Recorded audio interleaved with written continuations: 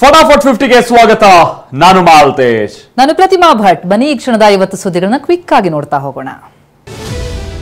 ಮೂಡ ಕೇಸ್ನಲ್ಲಿ CM ಸಿದ್ದರಾಮಯ್ಯಗೆ clean chit ಸಿಕ್ಕಿದೆ. ಕೇಸ್ನಲ್ಲಿ ಲೋಕಾಯುಕ್ತ ಬಿ ರಿಪೋರ್ಟ್ ಸಲ್ಲಿಸಿದೆ. ಸಿಎಂ ಸಿದ್ದರಾಮಯ್ಯ ಅವರ ಪತ್ನಿ ಬಾಮೈದ ಮಲ್ಲಿಕಾರ್ಜುನ್, ಜಮೀನು ಮಾಲೀಕ ದೇವರಾಜು ಅವರಿಗೂ ಲೋಕಾಯುಕ್ತ ಈ ವರದಿಯಲ್ಲಿ ಬಿಗ್ ರಿಲೀಫ್ ಅನ್ನು ಕೊಟ್ಟಿದೆ.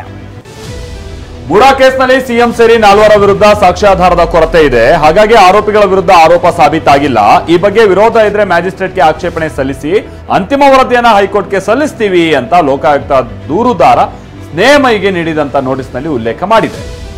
ಸಿಎಂಗೆ ಶಿಕ್ಷೆ ಕೊಡಿಸಲಿಲ್ಲ ಅಂತಂದ್ರೆ ನಾನು ಸ್ನೇಹಮಯನೇ ಅಲ್ಲ ಅಂತ ಮೈಸೂರಿನಲ್ಲಿ ದೂರುದಾರ ಕೃಷ್ಣ ಶಪಥಗೈದಿದ್ದಾರೆ. ನನ್ನ ಅನುಮಾನ ನಿಜವಾಗಿದೆ. ಅಧಿಕಾರಿಗಳು ಆತ್ಮಸಾಕ್ಷಿ ಮಾರ್ಕೊಂಡಿದ್ದಾರೆ.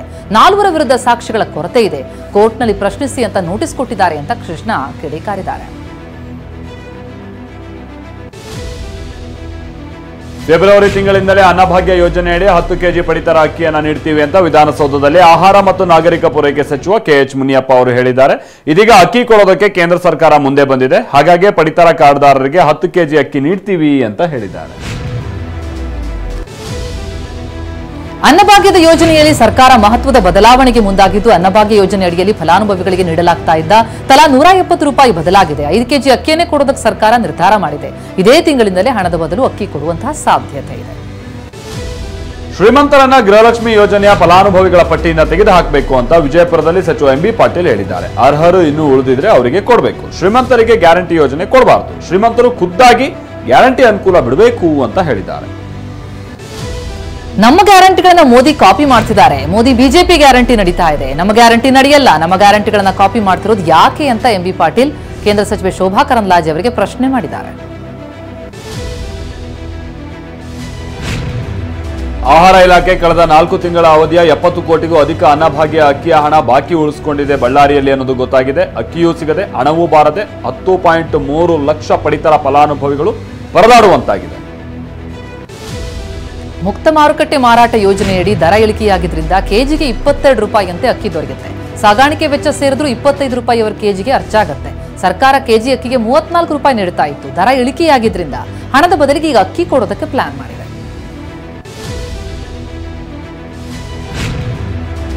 ಗೃಹಲಕ್ಷ್ಮಿ ಹಣ ಏನು ಸಂಬಳನ ನೀವೇ ಹೇಳಿ ಅಂತ ಬೆಂಗಳೂರಿನಲ್ಲಿ ಸಚಿವ ಆರ್.ಬಿ. ತಿಮ್ಮಾಪುರ ಕೇಳುವ ಮೂಲಕ ಸಚಿವ ಜಾರ್ಜ್ ಮಾತನ್ನೇ ಸಮರ್ಥಿಸಿಕೊಂಡಿದ್ದಾರೆ. ಗೃಹಲಕ್ಷ್ಮಿ ಹಣ ಕೊಡ್ತಾರೆ, ಸ್ವಲ್ಪ ತಡ ಆಗ್ಬೋದು, ಮೊಸರಲ್ಲಿ ಕಲ್ಲು ಹುಡುಕಬಾರ್ದು, 1 ತಿಂಗಳು ತಡ ಆಗ್ಬೋದು ಅಷ್ಟೇ ಅಂತ ಹೇಳಿದ್ದಾರೆ. ಸಚಿವರೇ ತಾಳ್ಮೆ ಕಳ್ಕೊಂಡು ಗ್ಯಾರಂಟಿ ನಿಲ್ಲಿಸಿ ಅಂತಿದ್ದಾರೆ. ಗ್ಯಾರಂಟಿ ಕೊಡೋದಕ್ಕಾಗ್ಲಿಲ್ಲ ಅಂತಂದ್ರೆ ನಿಲ್ಲಿಸಿ, ಹಣ ಉಳಿಯುತ್ತೆ. ಕಾಂಗ್ರೆಸ್ ಅನಿವಾರ್ಯವಾಗಿ ಸರ್ಕಾರ ನಡೆಸ್ತಾ ಇದೆ. ಗ್ಯಾರಂಟಿಯಿಂದ ಅಭಿವೃದ್ಧಿ ಕೆಲಸ ಆಗ್ತಾ ಇಲ್ಲ. ರಾಜ್ಯ ಸಾರಿಗೆ ಸಂಸ್ಥೆ ಸೇರಿ ಎಲ್ಲವೂ ನಷ್ಟದಲ್ಲಿದೆ ಅಂತ ಬೆಳಗಾವಿಯಲ್ಲಿ ಸರ್ಕಾರದ ವಿರುದ್ಧ ಸಂಸದ ಜಗದೀಶ್ ಶೆಟ್ಟರ್ ಕಿಡಿಕಾರರು. ನಿತ್ಯ ಒಂದಿಲ್ಲ ಒಂದು ಅವಶ್ಯಕತೆಯ ವಸ್ತುಗಳ ದರ ಏರಿಕೆ ಆಗ್ತಾ ಇದೆ. ಕಾಂಗ್ರೆಸ್ ಅಧಿಕಾರಕ್ಕೆ ಬಂದಿರೋದೇ ಗ್ಯಾರಂಟಿ ಕಾರಣಕ್ಕಾಗಿ. ಆದ್ರೆ ಯಾವುದೇ ಗ್ಯಾರಂಟಿಗಳು ಸರಿಯಾಗಿ ಜನರಿಗೆ ತಲುಪ್ತಾ ಇಲ್ಲ ಅಂತ ದೆಹಲಿಯಲ್ಲಿ ಕೇಂದ್ರ ಸಚಿವ ಶೋಭಾ ಕರಂದ್ಲಾಜೆ ಕಿಡಿಕಾರಿದ್ದಾರೆ. 3 ತಿಂಗಳಿನಿಂದ ಗೃಹಲಕ್ಷ್ಮಿ ಕಂತಿನ ಹಣ ಕೂಡ ತಲುಪಿಲ್ಲ ಅಂತ ಕಿಡಿಕಾರಿದ್ದಾರೆ.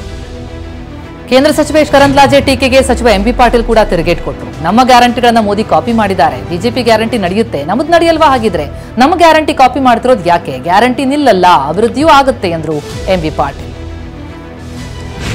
ಸಿಎಂ ಕುರ್ಚಿ ಗಟ್ಟಿಯಾಗಿದೆ ಅಂತ ಹೇಳಿದ್ದ ಸಿದ್ದರಾಮಯ್ಯ ಹೇಳಿಕೆ ಸತ್ಯಕ್ಕೆ ದೂರವಾದದ್ದು ಅಂತ ಬಿಜೆಪಿ ರಾಜ್ಯಾಧ್ಯಕ್ಷ ವಿಜಯೇಂದ್ರ ಹೇಳಿದ್ದಾರೆ. ಸಿಎಂ ಬೆಂಬಲಿಗರು ದೆಹಲಿಗೆ ಹೋಗಿ ಹೈಕಮಾಂಡ್ಗೆ ಎಚ್ಚರಿಸಿದ್ದಾರೆ. ನಮ್ಮ ದಾರಿ ನಮಗಂದಿದ್ದಾರೆ. ಮುಂದಿನ ಕೆಲ ತಿಂಗಳು ಕ್ಷಿಪ್ರ ಬೆಳವಣಿಗೆ ಆಗುತ್ತವೆ ಅಂತ ವಿಜಯೇಂದ್ರ ಹೇಳಿದ್ದಾರೆ.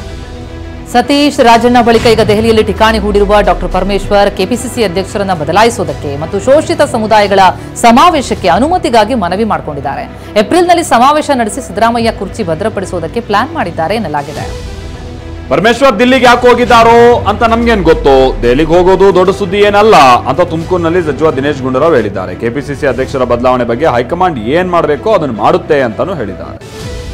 ರಾಜ್ಯದಲ್ಲಿ ಆಡಳಿತ ವ್ಯವಸ್ಥೆ ಸಂಪೂರ್ಣ ಕುಸಿದಿದೆ. ಸಿಎಂ ಕುರ್ಚಿ ಬಗೆಗಿನ ಚರ್ಚೆಯಲ್ಲಿ ಎಲ್ಲರೂ ಬ್ಯುಸಿಯಾಗಿದ್ದಾರೆ.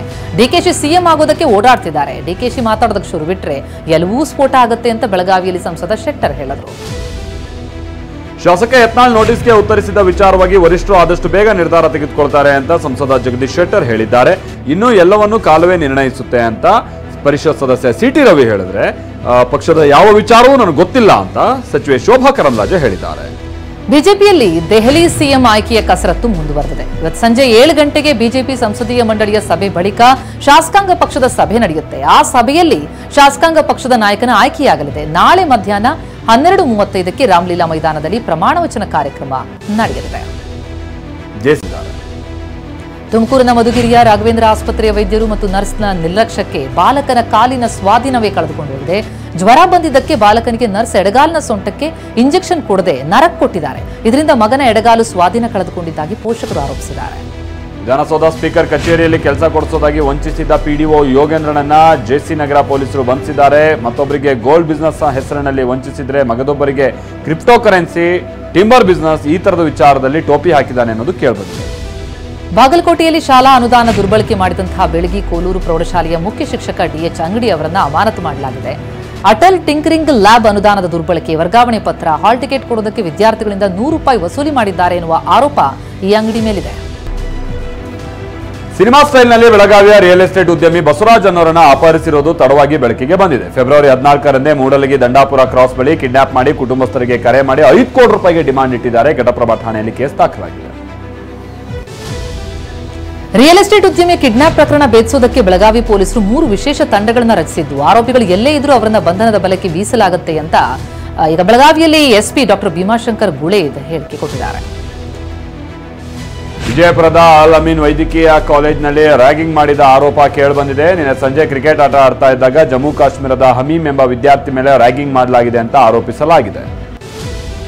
ಇನ್ನು ಈ ರ್ಯಾಗಿಂಗ್ ಬಗ್ಗೆ ವಿದ್ಯಾರ್ಥಿ ಸಂಬಂಧಿ ನಾಸಿರ್ ನ್ಯಾಯಕ್ಕಾಗಿ ಆಗ್ರಹಿಸಿದ್ದು, ಪ್ರಧಾನಿ ಮೋದಿ, ಕೇಂದ್ರ ಗೃಹ ಸಚಿವ ಅಮಿತ್ ಶಾ, ಜಮ್ಮು ಕಾಶ್ಮೀರ ಸಿಎಂ ಜೊತೆಗೆ ಮುಖ್ಯಮಂತ್ರಿ ಸಿದ್ದರಾಮಯ್ಯ ಅವರಿಗೂ ಟ್ವೀಟ್ ಮಾಡಿ ನ್ಯಾಯಕ್ಕಾಗಿ ಒತ್ತಾಯಿಸಿದ್ದಾರೆ. ಈ ಘಟನೆ ಹಿನ್ನೆಲೆ ಪೊಲೀಸರು ಕಾಲೇಜಿಗೆ ಭೇಟಿ ಕೊಟ್ಟು ಹೆಚ್ಚಿನ ಮಾಹಿತಿ ಕಲೆ ಹಾಕಿದ್ದಾರೆ. ರೇಣುಕಾಸ್ವಾಮಿ ಕೊಲೆ ಆರೋಪಿ ನಟ ದರ್ಶನ್ ಹುಟ್ಟುಹಬ್ಬದಂದು ತೆಗೆಸಿಕೊಂಡಿದ್ದಂತಹ ಫೋಟೋಗಳನ್ನು ಪತ್ನಿ ವಿಜಯಲಕ್ಷ್ಮಿ ತಮ್ಮ ಸಾಮಾಜಿಕ ಜಾಲತಾಣದಲ್ಲಿ ಹಂಚಿಕೊಂಡಿದ್ದು, ಮುದ್ದಿನ ಶ್ವಾನದ ಜೊತೆಯೂ ವಿಜಯಲಕ್ಷ್ಮಿ ಪೋಸ್ಟ್ ಕೊಟ್ಟಿದ್ದಾರೆ. ಬಾಲಿವುಡ್ ನಟ ಸಲ್ಮಾನ್ ಖಾನ್ ಅಭಿನಯದ ಸಿಕಂದರ್ ಚಿತ್ರ ರಂಜಾನ್ ಹಬ್ಬವಾದ ಮಾರ್ಚ್ 28ಕ್ಕೆ ಬಿಡುಗಡೆಯಾಗ್ತಾ ಇದೆ. ನಿನ್ನೆಯಷ್ಟೇ ಚಿತ್ರದ ಪೋಸ್ಟರ್ನ ಸಲ್ಮಾನ್ ಖಾನ್ ಸಾಮಾಜಿಕ ಮಾಧ್ಯಮದಲ್ಲಿ ಹಂಚಿಕೊಂಡಿದ್ರು. ಪೋಸ್ಟರ್ ನೋಡಿದ ಅಭಿಮಾನಿಗಳು ಥ್ರಿಲ್ ಆಗಿದ್ದಾರೆ. ಕುಂಭಮೇಳದ ಅವ್ಯವಸ್ಥೆ ಬಗ್ಗೆ ಯುಪಿ ಸರ್ಕಾರದ ವಿರುದ್ಧ ಶಂಕರಾಚಾರ್ಯ ಶ್ರೀ ಕಿಡಿಗಾರಿದ್ದು, 300 ಕಿಲೋಮೀಟರ್ ಟ್ರಾಫಿಕ್ ಜಾಮ್ ಇದು ಅವ್ಯವಸ್ಥೆ ಅಲ್ವಾ, ನೀರಲ್ಲಿ ಮಲಮಿಶ್ರವಾಗಿದೆ, 6 ವರ್ಷ ಮೊದಲೇ ಗೊತ್ತಿದ್ರೂ ಸಿದ್ಧತೆಗಿಲ್ಲ, 144 ವರ್ಷಕ್ಕೊಮ್ಮೆ ಮಹಾಕುಂಭ ಅನ್ನೋದು ಸುಳ್ಳು ಪ್ರಚಾರ ಅಂತ ಶ್ರೀಗಳು ಆರೋಪಿಸಿದ್ದಾರೆ. ಕೋಲ್ಕತ್ತಾದಲ್ಲಿ 7 ತಿಂಗಳ ಹೆಣ್ಣು ಮಗು ಮೇಲೆ ಅತ್ಯಾಚಾರ ಎಸಗಿದ್ದ ಅಪರಾಧಿ ರಾಜೀವ್ ಘೋಷ್ಗೆ ಕೋರ್ಟ್ ಗಲ್ಲು ಶಿಕ್ಷೆ ವಿಧಿಸಿದೆ. ಮಗುವಿನ ಕುಟುಂಬಕ್ಕೆ ₹10 ಲಕ್ಷ ನೀಡೋದಕ್ಕೆ ಕೋರ್ಟ್ ರಾಜೀವ್ಗೆ ಸೂಚಿಸಿದೆ. ಕಳೆದ ವರ್ಷ ನವೆಂಬರ್ 24ರ ಸಂದರ್ಭದಲ್ಲಿ ಮಗುವಿನ ಮೇಲೆ ರಾಜೀವ್ ಘೋಷ್ ರೇಪ್ ಮಾಡಿದ್ದ. ಮತದಾನದ ಉತ್ತೇಜನಕ್ಕಾಗಿ ಭಾರತಕ್ಕೆ ನೀಡ್ತಾ ಇದ್ದ ನೆರವನ್ನು ಅಮೆರಿಕ ಅಧ್ಯಕ್ಷ ಡೊನಾಲ್ಡ್ ಟ್ರಂಪ್ ಪ್ರಶ್ನಿಸಿದ್ದಾರೆ. ಭಾರತಕ್ಕೆ $21 ಮಿಲಿಯನ್ ನೆರವು ರದ್ದುಗೊಳಿಸಿದ ಮಸ್ಕ್ ನೇತೃತ್ವದ ಸರ್ಕಾರಿ ದಕ್ಷತೆ ಇಲಾಖೆ ನಿರ್ಧಾರವನ್ನು ಟ್ರಂಪ್ ಸಮರ್ಥಿಸಿಕೊಂಡಿದ್ದಾರೆ. ನಾವು ಯಾಕೆ ಭಾರತಕ್ಕೆ ನೆರವು ಕೊಡಬೇಕು ಅಂತ ಪ್ರಶ್ನಿಸಿದ್ದಾರೆ.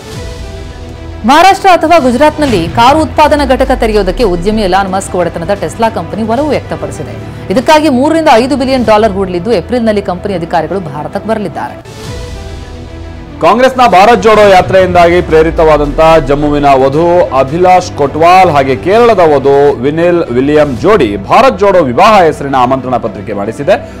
ವಧು ಅಭಿಲಾಷ್ ಇದನ್ನ ಸೋಷಿಯಲ್ ಮೀಡಿಯಾದಲ್ಲಿ ಹಂಚಿಕೊಂಡಿದ್ದಾರೆ.